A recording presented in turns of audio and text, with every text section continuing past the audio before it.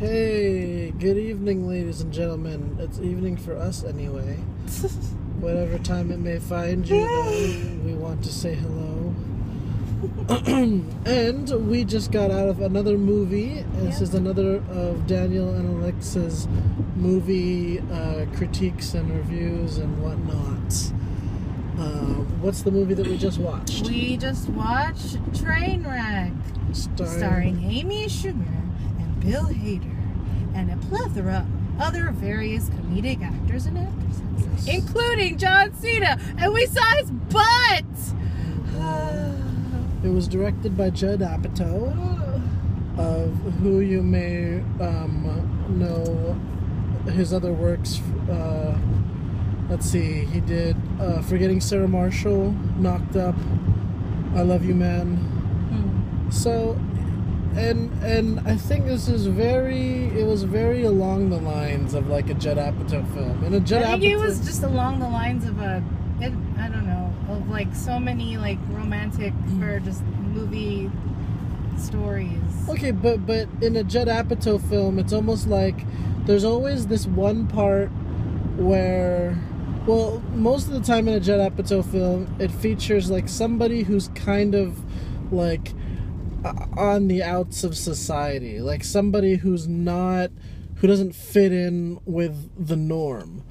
And in this movie, it was Amy Schumer, who and she used her actual name, like the main Amy Iron or Townsend or whatever. Yeah, Amy Townsend. So like the name of the character. Yeah, she pulled Andy Griffith, Andy Taylor.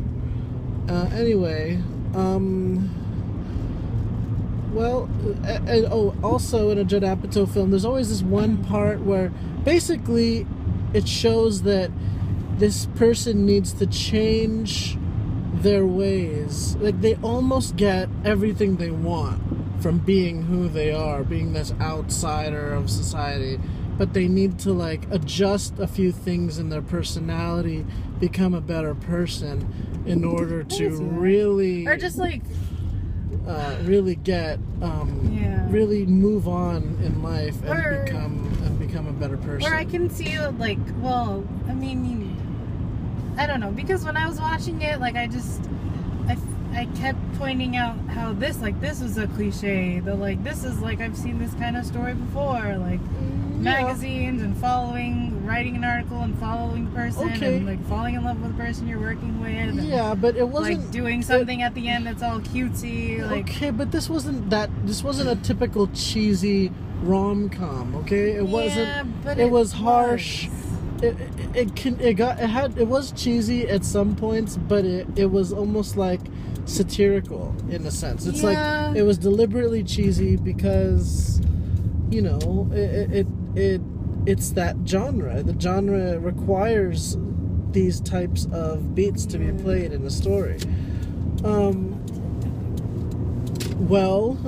We both are never going to look at John Cena the same way again. Oh my God. I thought his stuff was funny. I think he did a great job. That's okay. I remember watching Total Divas. I remember watching Total Divas, and they were talking about John Cena having an intimate scene with Amy Schumer in the film, and his real life girlfriend Nikki Bella had an issue with that. And I'm like, come on, it's acting. You know, you don't gotta be all jealous because, you know. But then I saw the scene today for the first time, finally, and I'm like, okay, that would make me feel uncomfortable too if my significant other was in a scene like that. That was an interesting scene. Oh my lord. Ugh. Okay, anyway, yeah. I like the little jabs at, like, calling him Mark Wahlberg and stuff. And was there a wrestling reference in that one too, or was it just that other trailer? I think it was the trailer. Okay, it was just funny. Yeah. I mean, it was. But it was a small part. John Cena had a very small part. Yeah. But it was significant in that, like, it showed what real attempts at a relationship for her were like. and how they always end up poorly. You know? Yeah. So, what did you think, Alexa, about... Well, what did you think about her character and as a, like, you know, her job and you know, the whole relationship with family and everything? Did you find her character believable, or did you think it was like turned up way too high? I don't think someone with that kind of lifestyle could really keep a job like that. You know, that is true. I'd have to agree. Another thing that I didn't really buy is that someone who got fired, I'm not going to spoil it, but someone who got fired in the circumstance... Oh, shoot. Anyway, someone who got fired under the... Okay, it's a spoiler, fine. She got fired under very bad circumstances, and then they decided not to run with the story that she was writing. But then she's able to go to Vanity Fair and sell that story. That's Vanity Fair, like... What? Vanity Fair is way bigger than whatever magazine she was writing for at that point. Like, how did she sell that story to Vanity Fair after that kind of bad situation? I don't know. But I mean, it wasn't terrible. No, I liked the film. It just felt really long. We just had a long day. We did have a long day, but it also did feel maybe about like a half hour too long. They spent a lot of time dealing with like her relationship with her sister and her father, which was good, but I don't like. Alex and I both agreed that emotionally, when her father passes away, we didn't really feel that bad, you know, because I guess we just didn't have that kind of emotional connection at that point in the film. Towards the end, it turned out really well. The finale and everything, I thought it was done really well. It could have been really, really cheesy and really,